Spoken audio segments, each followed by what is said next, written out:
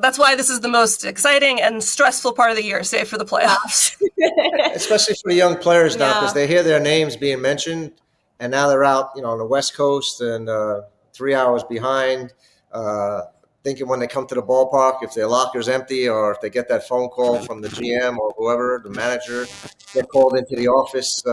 It's a little stressful for the young players who haven't been through this that much, and it'll be interesting to see how they handle it.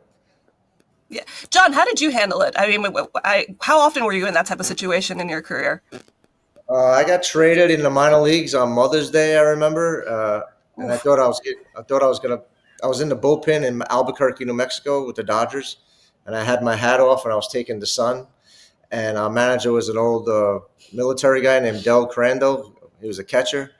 And they called me in the office and he just said, "Hey, you've been traded to Cincinnati. Nice knowing you," and gone. So it really was. It was really like, okay. And then I went from Albuquerque to I had to meet the team in Denver, and then our AAA for the Reds was in Indianapolis.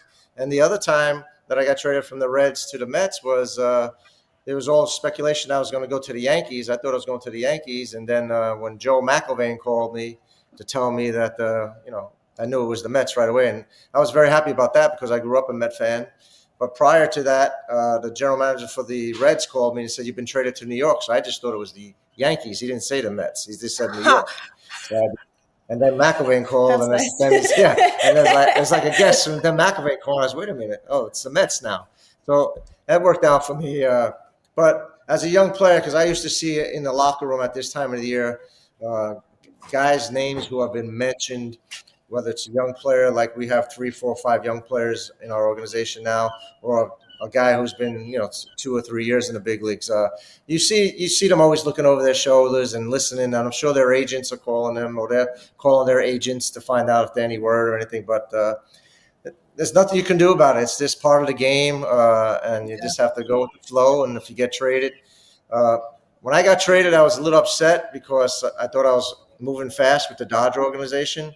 But then when I talked to my dad, and he said, "Listen, this is a great opportunity for you. Just because one team doesn't want you no more, it's a great opportunity for you for another team." And that's what could happen with these guys. It's a great opportunity for another organization.